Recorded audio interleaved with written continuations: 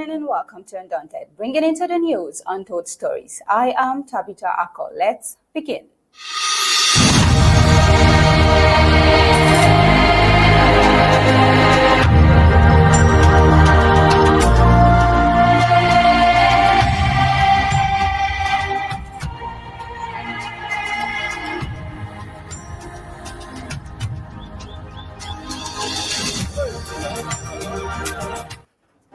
The dark clouds of grief and resistance once again gather over the land of Ambazonia as the people of Pinyin in Mizam County awaken to yet another horror orchestrated by La République du Cameroun's brutal machinery. On Wednesday, May 14, 2025, 5 unarmed civilians were mercilessly gunned down at Ndaunted markets in what can only be described as a calculated and cold-blooded execution. These were not combatants, they were ordinary villagers engaged in the simple everyday act of seeking food and livelihood. Yet in Ambazonia, even a trip to the market has become a crime. This atrocity is not an isolated event, it is part of a larger systematic campaign of terror and subjugation. Just weeks after the massacre in Mamben and echoing the long history of La République's genocidal tactics, this fresh bloodshed deepens the emotional wounds that generations of Ambazonians have borne in silence and resistance. This pain of Pinyin has become the pain of all Ambazonia. As if the massacre were not enough, the community was further shaken by the disturbing news of Emmanuel Ndifor, a staunch Ambazonian activist and resident of Belgium, abducted in Chad during a family visit and handed over to the very regime that has weaponized fear and militarism against our people. This international kidnapping sends a chilling message. The reach of oppression extends beyond our borders, and not even exile guarantees safety for those who dare to speak for justice. Meanwhile, in Bambili, the chains of tyranny tightened further as dozens of civilians were forcefully taken from their homes and public spaces by forces loyal to La République. Now, like in Muyuka before it, families are now being extorted for ransoms in exchange for the freedom of their loved ones, a sad blend of state terror and economic exploitation. Now, these events, though horrifying and not new in Ambazonia, they are a continuation of a war that has been waged not just with guns, but with fear, starvation, and silence. But Ambazonia will not be silenced. From the hills of Boya to the plains of Undop, from the refugee camps in Nigeria to diaspora communities in Europe and America, our voices grow louder. We call upon the international community not to merely observe, but to act, because silence is complicity. Now, the cries of the mothers in Pinyin, the protests of the youth in Bambili, and the courage of activists like Emmanuel Ndifor are not just echoes of pain. They are the drums of liberation. This is not just a crisis. It is a struggle for identity, for dignity, and for the right of a people to exist in peace. Ambazonia must be free. Well, let's head on to the prime headlines on Undaunted today.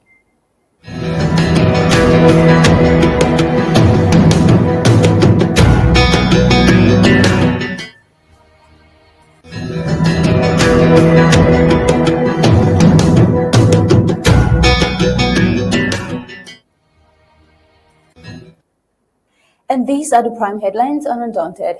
Colonial forces strike Pinyin on market day, kill 5 civilians in brutal raid. Today we also take a look at Ambazonian activist Emmanuel Ndifor, abducted by Chadian militants, transferred to La République du Cameroun's custody. A wave of abductions in Bambili. Ambazonians decry escalating operation by La République du Cameroun.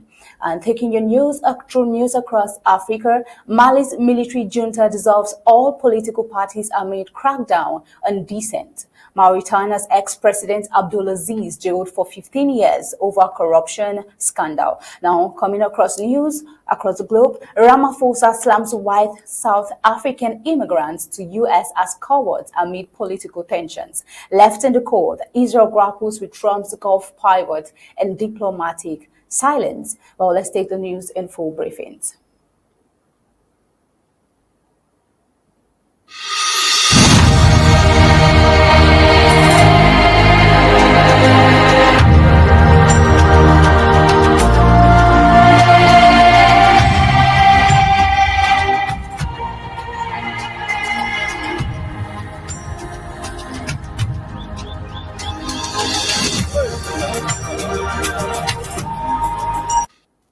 The village of Pinyin in Mizam County has been plunged into fresh mourning following the brutal killing of 5 unarmed civilians by colonial forces at Ndaunted Market on Wednesday, May 14th, coming just weeks after a similar mass killing in Mamben. This assault has not only robbed families of their loved ones, but deepened the emotional and psychological scars left by years of militarized La République de Cameroun. Now, the victims, ordinary villagers going about their daily activities, serve as yet another grim reminder that for Ambazonians, even the simplest routines like going to the market can be fatal. The people of Pinyin, a once thriving rural community in Santa local government area, are reeling from this violent event when 5 villagers were summarily executed at Ndaunted Market by soldiers of La République de Cameroun. The killings occurred just after dawn on what was supposed to be a peaceful market day. Among the dead were a commercial bike rider, a mentally unstable man, and 3 other civilians whose names are still being verified. They were all unarmed. They were all Ambazonian. Now, he had just carried yams to the market. That was his crime, cried the mother of one of the victims, her voice breaking under the weight of unimaginable grief. This was not a battlefield. There were no weapons retrieved from the scene. There were no warnings, just bullets, screams, and silence. Now, eyewitness reports that the attack sent hundreds of villagers running for their lives. Many left behind their goods, livestock, and even children in the chaos. Since the incident, the market has been shut down indefinitely, with residents too fearful to return. Now, the local health center, overwhelmed and under-equipped, struggle to attend to survivors suffering from both physical wounds and trauma. We are not just burying bodies, said a local community elder. We are burying trust, hope, and the belief that we can live like normal human beings under La République de Cameroun. Now, the psychological toll of these brutal killings by La République de Cameroun is deepening in Ambazonian like in Pinyin. Once known for its vibrant weekly markets, communal farming, and traditional festivals, the village now exists under a blanket of fear, suspicion, and mourning. Children no longer play freely. Women avoid farm parts. Conversations are whispered. Every knock on the door feels like a potential death sentence. Now, this latest massacre comes just days after we reported of the Mamben execution, where 6 men were dragged from a bar and murdered ruthlessly by La République de Cameroun. That incident, like this one, was met with silence. Attention seems to shift only when headlines scream louder than lives lost. Meanwhile, Ambazonian leaders continuously and have continued to condemn the killings. The blood of the people is not cheap, and their silence is not consent. As the village of Pinyin buries its dead, one question lingers in the air like smoke after gunfire. How many more must die before the world listens? Well, still in Ambazonia, Emmanuel Ndifor, an Ambazonian activist and a Belgium resident, was abducted in Chad after a family visit to Mutengene. He was allegedly captured by Chadian militants and handed over to La République de Cameroun on May 14, 2025. His arrest has sparked renewed calls within Ambazonia community for international intervention and a genuine path to peace through dialogue. Emmanuel Ndifor's abduction incident occurred after a successful private visit to his family in Mutengene in Ambazonia. Sources reveal that Chadian militants suspected to be in cooperation with La République de Cameroun forces intercepted with him upon his exit and handed him over to the Cameroonian authorities. Now, Ndifor is known for his vocal stance against human rights violations and the ongoing conflict in southern Cameroon. In 2022, he publicly condemned atrocities committed in Ambazonia and advocated for justice and international accountability. His continued activism has now made him a target. Ambazonians have condemned the abduction, calling it a blatant violation of international law and human rights. Many are demanding his immediate and unconditional release. This latest incident underscores what activists describe as a pattern of transnational repression by La République du Cameroun, aimed at silencing voices of dissent. Now, Ambazonian leaders and rights groups, insists that the aging regime of President Paul Biya must stop evading reality. The only sustainable solution, they argue, lies in sincere, internationally mediated dialogue to address the root causes of the conflict, not in silencing those who demand justice. Also, well, let's take a short break and then we'll bring you more details on the stories as they unfold.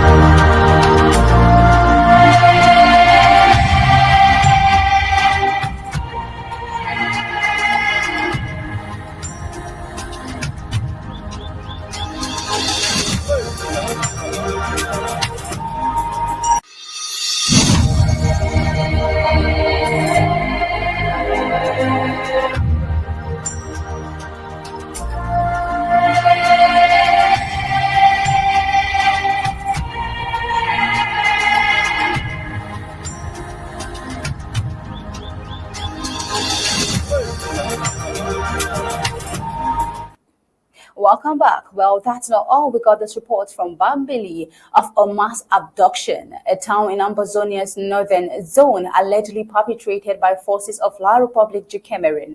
Victims were reportedly taken from their homes and public spaces with ransom demands imposed on their families. Now, this incident mirrors previous abductions in Muyuka, highlighting a disturbing pattern of targeting Ambazonian civilians. Ambazonian leaders, as they have continued to condemn these actions, urging the international community to keep intervening and also to hold La République du Cameroun accountable for ongoing human rights violations. In the early hours of May 15, 2025, Bambili residents awoke to a harrowing scene as armed forces identified by locals as agents of La République du Cameroun conducted a series of abductions targeting civilians. Witnesses report that individuals were forcibly taken from their homes, marketplaces, and even while walking through town. Families of the abducted have since received ransom demands, with some reports indicating exorbitant sums being requested for the release of their loved ones. So sad. Now, this incident is not isolated. In Muyuka, similar patterns of abduction and extortion have been documented. Reports from last week detail the kidnapping of civilians, with many subjected to torture, severe injuries, and some tragically losing their lives due to the brutality inflicted upon them. Now, this underscores a persistent and systemic issue. The international community has been alerted to these atrocities, with human rights organizations documenting numerous cases of abuses, including arbitrary arrest, torture, and extrajudicial killings. Despite global condemnation, the cycle of violence and oppression against Ambazonian civilians continues unabated. Well, consistently, Ambazonian leaders have emphasized the urgent need for justice and accountability. The people of Ambazonia are not conquered and will continue to resist oppression. Now, the recent events in Bambili serve as a stark reminder of the ongoing struggle faced by Ambazonians and imperative for global action to address these human rights violations. The persistent targeting of Ambazonian civilians through abductions and extortion by La République du Cameroun's forces necessitates immediate international attention. Human rights organizations, global leaders, and concerned entities are urged to investigate these incidents thoroughly, hold perpetrators accountable, and support efforts to restore peace and justice in Ambazonia. Well, coming up next is news across Africa.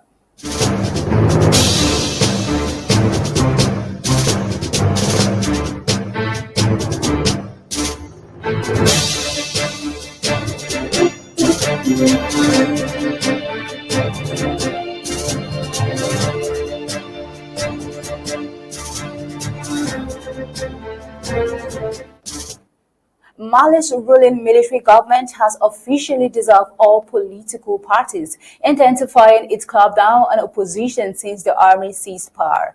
A decree read on state television on Tuesday announced the dissolution of all political parties and politically affiliated organizations across the country.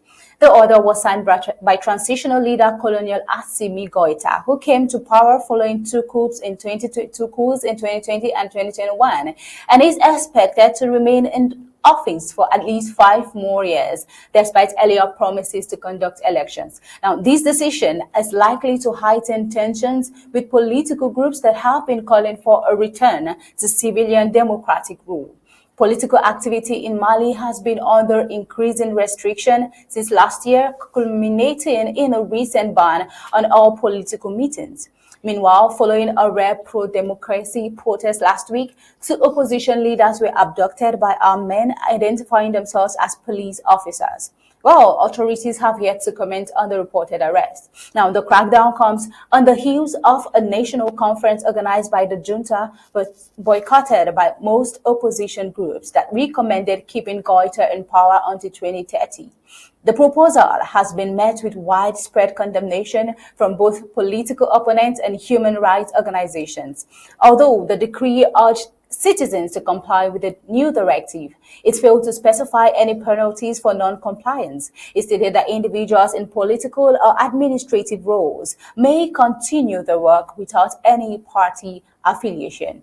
Prior to this decree, a coalition of around 100 political parties had planned to protest the junta's transitional leadership but postponed the demonstration after political activities were suspended. Opposition figures have voiced strong disapproval of the latest move. Nahom Togo, leader of the Union for the Safeguarding of the Republic, shared on social media. No matter how hard they try to make you invisible, your value doesn't depend on their recognition. Also, former Prime Minister and opposition leader Moussa Mara described the crackdown as a severe blow to the reconciliation efforts initiated last year. Still on, analysts suggest the military regime is seeking to dismantle the old political order, long criticized for being too closely tied to France. Mali's former colonial ruler, since taking control, Mali's junta has aligned itself with the military government in Burkina Faso and Niger, turning away from France and toward Russia. Mali has also withdrawn from the Economic Community of West African States in defiance of the bloc's calls for a democratic transition. Now, Burkina Faso and Niger have similarly exited the regional alliance. Now, this poses a sharp contrast of the Africans' narrative we all know. These regions are realigning to build their trust, and the world didn't even see this coming. Well, still on in a new development, Mauritanians ex-President Abdulaziz jailed for 15 years over corruption scandal. A Mauritanian appeal court on Wednesday sentenced former President Mohamed Ould Abdel Aziz to 15 years in prison alongside a $3 million fine, intensifying a previous 5-year sentence handed down in 2023 for corruption-related offenses. Aziz is a former army general who seized power through 2 coups and governed from 2009 to 2019, was convicted of money laundering and unlawful self-enrichment. Authorities revealed he illicitly acquired over $70 million during his tenure. He has remained in detention since his initial conviction last year. Meanwhile, his trial has drawn international attention as a rare instance of an African leader being held accountable for corruption while in office. His legal team maintains the case is politically driven, citing tensions with his successor, President Mohamed Ould Cheikh Ghazouani. Now, the 2 men were once allies, but their relationship deteriorated following Mauritania's first peaceful democratic transition in 2019. As these efforts to retain influence in the ruling party further fueled political rifts. In 2020, parliamentary committee initiated an in-depth probe into corruption under his administration, implicating several top officials. Meanwhile, in Wednesday's verdict, the court acquitted 6 senior figures from Aziz's former government, but upheld a 2-year sentence for his son-in-law, who was found guilty of influence peddling. Additionally, the court ordered the dissolution and arrest of seizure of the Irama Foundation, an organization managed by Aziz's son.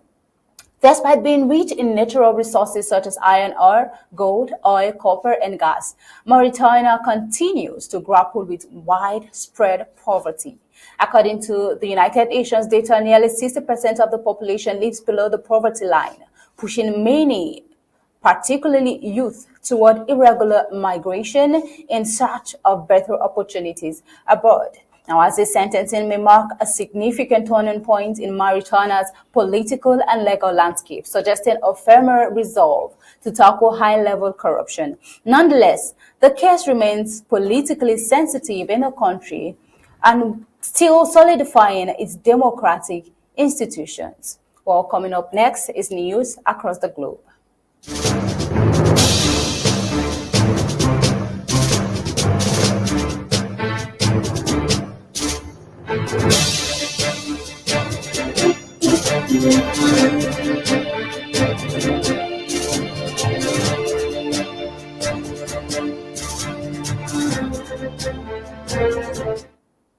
In South Africa, South African President Cyril Ramaphosa has publicly condemned a group of 59 white South Africans who recently relocated to the United States, branding their immigration a cowardly act. His comments have sparked debate at home and abroad as geopolitical tensions between South Africa and the United States continue to rise. Now, the Afrikaners' descent of mainly Dutch settlers arrived in the United States on Monday, granted refugee status by President Donald Trump's administration.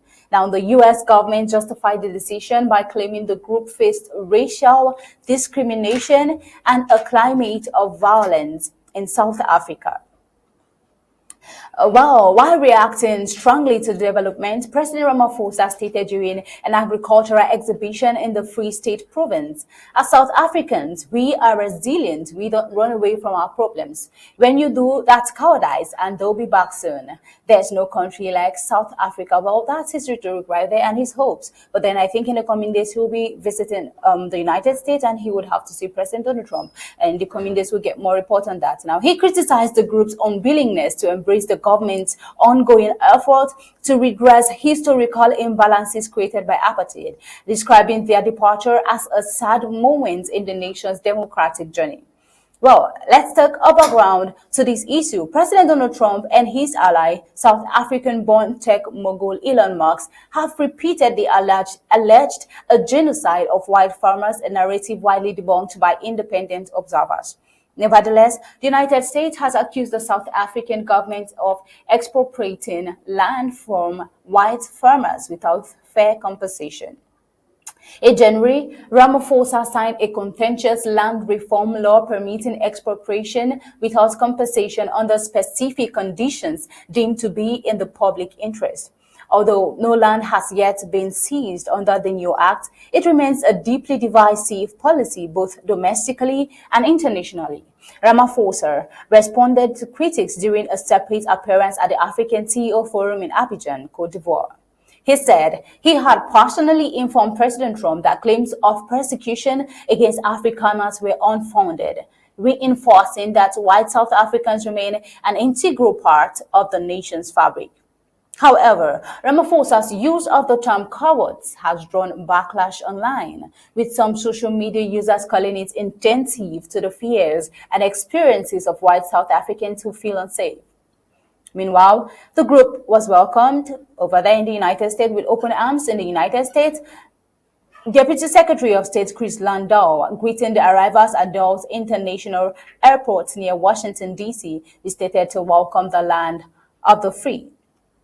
Now, the new arrivals were seen holding small American flags and accompanied by young children with arrival halls decorated in patriotic colors right there on your screen. Well, according to the United States Embassy in South Africa, refugee eligibility requires that applicants demonstrate past or future persecution based on race or other factors. Ramaphosa, however, insisted that the 59 recent immigrants do not fit the bill. He added that he would be meeting with President Trump soon to address the growing tensions and clarify the situation.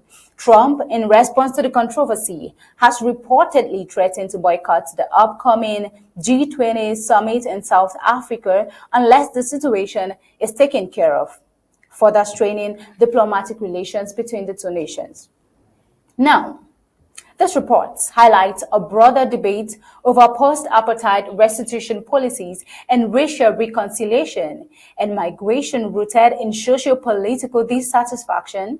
It also underscores how domestic policies decisions can have far-reaching implications in international diplomacy. Still on in a new development, following Trump's Gulf visit, Israel's right-wing government has chosen to remain diplomatically silent this week, even as United States President Donald Trump unleashed a wave of announcements that unsettled long-standing Israeli expectations regarding its positions with the United States, its closest ally. Trump's latest Middle East visit has pointedly excluded Israel, reinforcing perceptions that his administration is increasingly prioritizing business engagement with affluent Gulf states like Qatar, a country Israeli officials have repeatedly accused of supporting Hamas.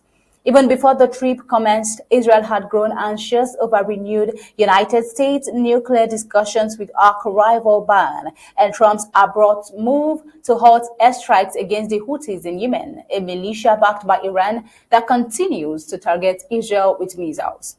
In a further blow, Israeli officials could only observe as Washington brokered a deal with Hamas to secure the release of Idan Alexander, the last known American hostage in Gaza. Now, adding to Israeli dismay, Trump has since lifted sanctions on Syria and pushed for normalization of ties to Damascus, a regime Israel still views as dominated by jihadist influence. Take a look. I will be ordering the cessation of sanctions against Syria in order to give them a chance at greatness.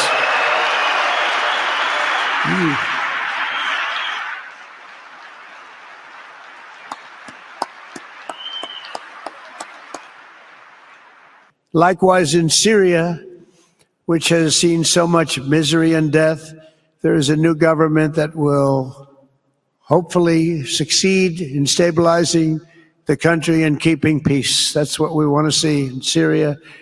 And I'm very pleased to announce that Secretary Marco Rubio will be meeting with the new Syrian foreign minister in Turkey later this week. President Trump's statement right there sparked a wide celebration in the room, as you've just seen on your screen. Well, as Trump spoke from Riyadh on Tuesday taunting the ceasefire, he helped broker with the Houthis. Air raid Syrians bled across Jerusalem and Tel Aviv in response to a missile launch from Yemen. Despite these developments, Trump has dismissed claims of a rift with Israel. Speaking to reporters in the Gulf, he emphasized that his broader regional engagement would ultimately benefit the Jewish state. Let's hear what he has to say. לא יהיה מצב שאנחנו נפסיק את המלחמה, אני לא אומר, אתה יכול לעשות הפסקת אש בזמן ידוע, אבל אתה לא יכול, אנחנו הולכים עד הסוף. לא רוצה להגיד דברים, אבל אנחנו בימים קרובים מאוד נכנסים בכל העוצמה להשלים את המהלך. להשלים את המהלך זה להכניע את החמאס. זה להשמיד את החמאס. אנחנו הקמנו מנהלת שתאפשר להם לצאת, אבל הבעיה אצלנו זה דבר אחד, אין לך. Wow. Israeli Prime Minister Benjamin Netanyahu publicly thanked President Trump for Alexander's release. He has made no additional statement, a silence that reflects growing public concern that Israel is being sidelined. Indeed, commentators like Yaov Limer of the right-leaning Israel Hayom have pointed out that the region is being reshaped through diplomatic deals and meetings with Israel, at best relegated to the sidelines. However, Netanyahu, who is currently standing trial on corruption charges he denies, has previously made no secret of his strong preference for Trump over former President Joe Biden, who had imposed restrictions on arms transfers and sanctioned violent Israeli settlers. Domestically, Netanyahu is caught between hardline religious nationalist elements in his coalition who demand that the war in Gaza continues until Hamas is completely defeated and an increasingly weary public. So far, he continues to align with the hardliners. Nonetheless, the past 2 weeks appear to underscore a clear divergence of priorities, as Jonathan Panika, former U.S. Deputy National Intelligence Officer for the Middle East, notes. The special diplomatic treatment Israel has long received from Washington may no longer be guaranteed. Now, Trump is clearly committed to a transactional, business-driven foreign policy, said Panikov, now with the Atlantic Council. If traditional political or security alignments with Israel don't serve that agenda, he'll move forward anyway. While U.S. officials continue to emphasize the strength of bilateral ties, they have expressed private frustrations. Trump is eager to fulfill campaign promises to end the conflict in both Gaza and Ukraine and wants Netanyahu to work toward a ceasefire with Hamas. The administration has also shown reluctance to support any Israeli military action against Iran. Also, National Security Council spokesperson James Hewitt stated that Washington remains committed to securing the release of the remaining 58 hostages in Gaza and to enhance regional stability. As he has stated, Israel has no better friend in history than President Trump. A fact that is, nevertheless, Israeli once ecstatic about Trump's now abandoned proposal to redevelop Gaza as a beachfront resort free of Palestinians have remained unusually quiet. Israeli officials, too, have avoided direct criticism. Now, the United States is a sovereign country, a foreign ministry spokesperson said, in response to questions about Israel's exclusion from key developments. Israel's intimate dialogue with Washington, they added, would be conducted directly and not through the media. Now, despite these assurances, the disconnect is becoming more visible. Though an Israeli delegation has joined Trump's envoy in Doha for ceasefire talks, Israeli forces have simultaneously escalated airstrikes in Gaza, killing dozens on Wednesday.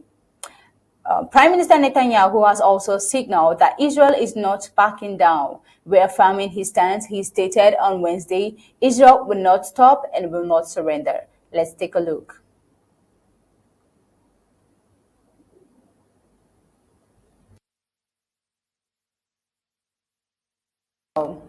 Moving on, Netanyahu's strong stance right there in the video you just watched prior to now. Wow, the coming days and decisions made will only reveal the genuinity of U.S. backing of Israel amidst rising tensions and controversies of Trump's Middle East visit. And with that, we've come to the end of Undaunted, bringing into the news on those stories. But before we go, a recap of the prime headlines on Undaunted today.